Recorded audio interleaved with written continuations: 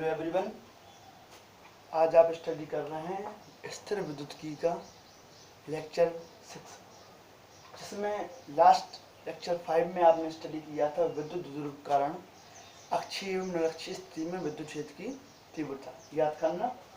इसी से रिलेटेड आज आपको बता रहे हैं कि अक्षीय निरक्षीय के अलावा थीटा कोण पर आपको विद्युत क्षेत्र तीव्रता ज्ञात करनी हो, तब आप कैसे करेंगे, उसके लिए ये फिनोमेना ध्यान रखें। ये द्विध्रुव है आपका ए बी, जिसमें विपरीत आवेश एक दूसरे दूरी पर व्यवस्थित है। आप जानते हैं द्विध्रुव आघूर्ण दिशा होती है इस प्रकार से माइनस से प्लस की ओर। द्विध्रुव से थीटा कोण पर स्मॉल आर दूरी पर कोई अज्ञात बिंदु ओ डैश जिस पर आपको विद्युत क्षेत्र तीव्रता ज्ञात करनी है। ओ के सापेक्ष अक्षीय स्थिति में ओ डैश पर विद्युत क्षेत्र तीव्रता आप जानते हैं पी वेक्टर जब जे है थीटा की लाने वाली भुजा cos क्यू, तो पी cos थीटा परपेंडिकुलर आपकी होगी पी sin थीटा। इस प्रकार से अक्षीय स्थिति में तीव्रता रही 1/4 के 2p cos theta upon r की। अब इसके जो है o के सापेक्ष अक्षीय स्थिति में तीव्रता E2 इक्वल रहा 1/4 जे देख रहे हैं दिशा के विपरीत तो विपरीत सदिश हो जाएगा, लेकिन परिमाण तो समान है। तीव्रता में आपको परिणाम से मतलब है, तो इसलिए आपने यूज किया 1/4 p sin theta upon r की। परिणामी विद्युत क्षेत्र तीव्रता आपने यूज की इक्वल √(E1² + E2²। तो यहाँ पे आपने फर्स्ट और सेकंड E1 E2 वैल्यू तक जी आपको दोबारा इसलिए बताना पड़ा क्योंकि जो लास्ट टर्म में जो आपको कोई टेक्निकल प्रॉब्लम से जो आपका मिस हो गया था उसे आप ध्यान दें अच्छे से। तो इक्वल क्या बना आपका, यहाँ पे कॉमन आया आपका 1/4 के p/r³ का होल स्क्वायर, और ये आपका 4 cos² theta plus sin² theta ऐसा है इक्वल √(, ये आपका √ से बाहर निकल आएगा इतना 1/4 के p/r की। यहाँ बचा अंदर में 3 cos² थीटा प्लस का sin² theta plus cos theta 1 इस टाइप से। यदि आपको इसे वेक्टर फॉर्म में शो करना हो तो ई वेक्टर इक्वल लिखेंगे एक फॉर्म में 4 के की वैल्यू यहाँ पर यूज कर सकते हैं निर्वात के लिए। तो यहाँ पे p वेक्टर अपॉन r³ ये रहा यहाँ पे 3 cos² थीटा प्लस 1 r²। इस प्रकार से आप करेंगे। और यदि आप इस रूप में फाइंड करना तो ई वेक्टर इक्वल टू 1/4 के p वेक्टर अपॉन r4 हो जाएगा। यहाँ पे ये वैल्यू जाऊँ कितना रहेगी 3 cos² थीटा प्लस 1 ये पोजीशन वेक्टर इसके रूप में होगा। इस प्रकार से आपने थीटा कोण पर विद्युत क्षेत्र तीव्रता ज्ञात की। अब जो है इसके बाद आपको इसी से स्थिर विद्युतिकी का एक और छोटा टॉपिक है उसे आप समझें। जैसे कोई आपका आवेशित वलय है, आवेशित वलय के कारण आपको अक्षीय स्थिति में तीव्रता निकालनी है। आवेशित वलय के कारण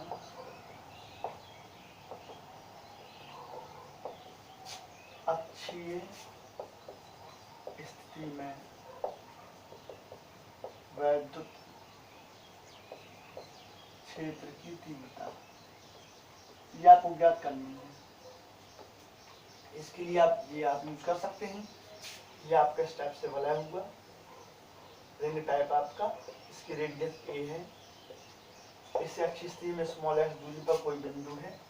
यहाँ तीव्रता ज्ञात करें। सपोज कीजिए कुल आवेश q दिया गया है, लेकिन छोटा सा अल्पांश जो डेल्टा q है इसके कारण जो है यहाँ पर तीव्रता आपकी जो है डेल्टा E। ये एंगल फाई है आपका, इसे आप अक्षों में यहाँ पे घटा के करें तो ये रहेगा आपका ये फाई एंगल, तो ये फाई एंगल ये आपका रहा डेल्टा E cos फाई इस डायरेक्शन में, और ये रहा आपका डेल्टा E sin फाई। इस साइड से करेंगे तो इस साइड भी आपको डेल्टा E sin फाई हो जाएगा। यहाँ पे delta E sin phi, delta E sin phi बराबर व विपरीत, ठीक है, होने के कारण उदासीन हो जाएंगे।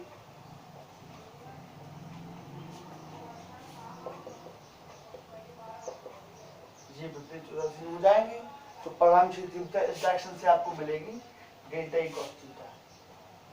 अतः ई इक्वल बना यहाँ पे आपका डेल्टा ई कॉस फाई। इस प्रकार से यहाँ पे डेल्टा ई आप जानते हैं स्मॉल आर दूरी पर तीव्रता निकालने, तो डेल्टा ई की वैल्यू रही यहाँ पर 1/4πε0 के delta cube upon R square. और कॉस फाई इस ट्रायंगल में आप देखिए समकोण त्रिभुज ए ओ बी के थ्रू, ए ओ बी में कॉस फाई हो जाएगा अदर बटे का, तो एक्स अपॉन आर। इनकी आप यहाँ वैल्यू पुट करते हैं, तो यहाँ पे आपका जो निकलेगा डेल्टा ई इक्वल, ई की वैल्यू देखिए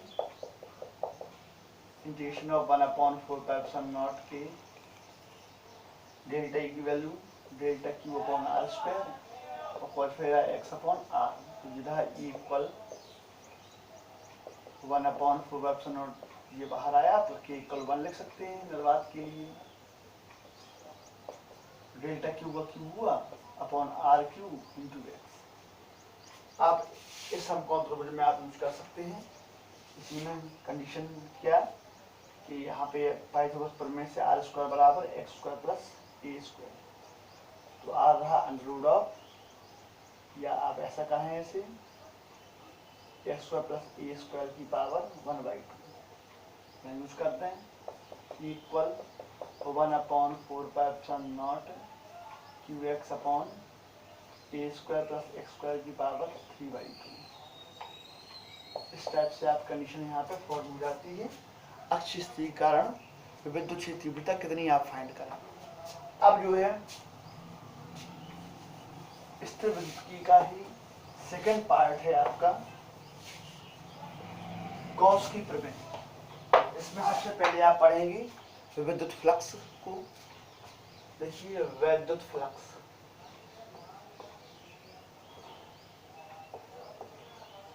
विद्युत फ्लक्स क्या होता है, किसी पृष्ठ से होकर गुजरने वाली विद्युत बल रेखाओं की संख्या को विद्युत फ्लक्स कहते हैं। इस टाइप से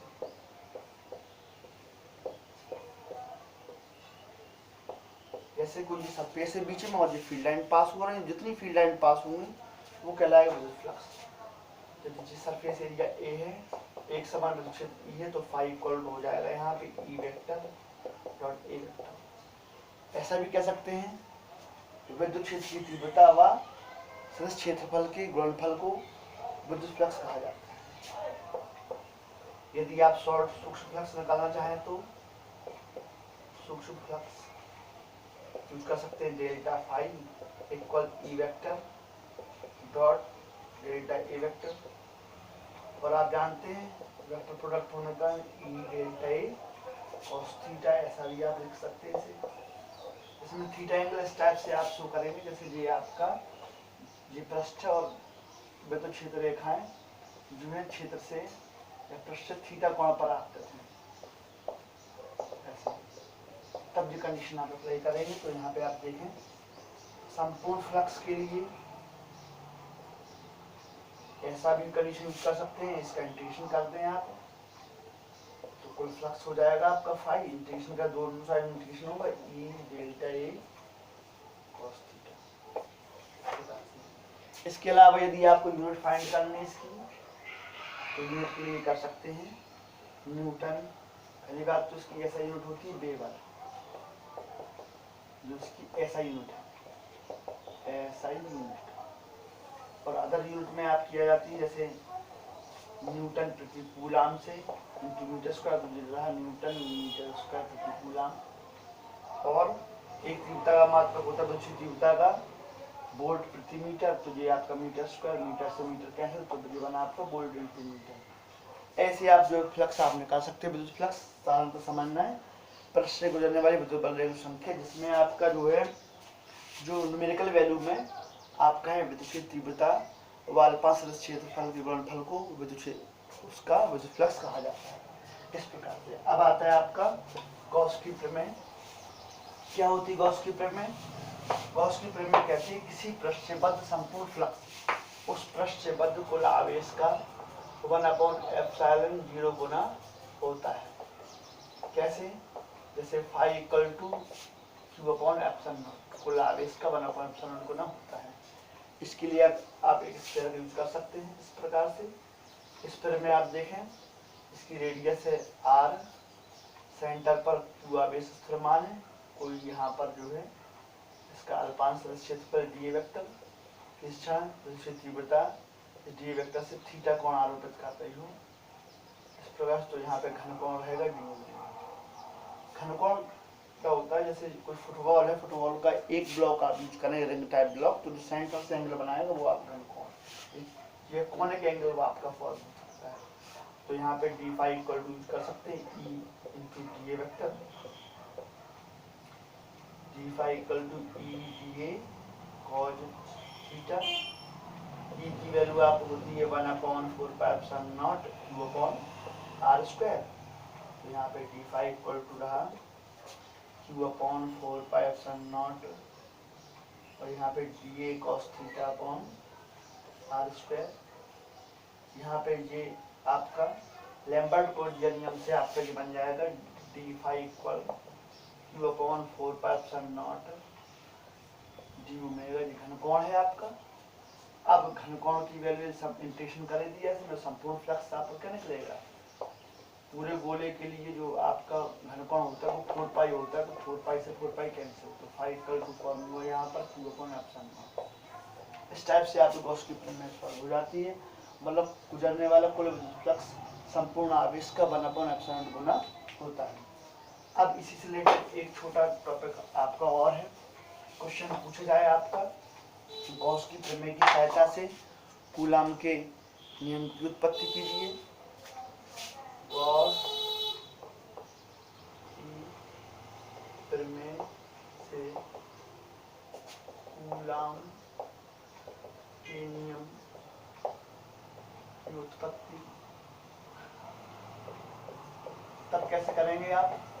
ये आपका स्फीयर है, इसकी रेडियस आपकी कैपिटल R है, इससे जो है या फिर सेंटर पर स्थिरमान है, इससे स्मॉल r दूरी पर आपको तीव्रता ज्ञात करनी है।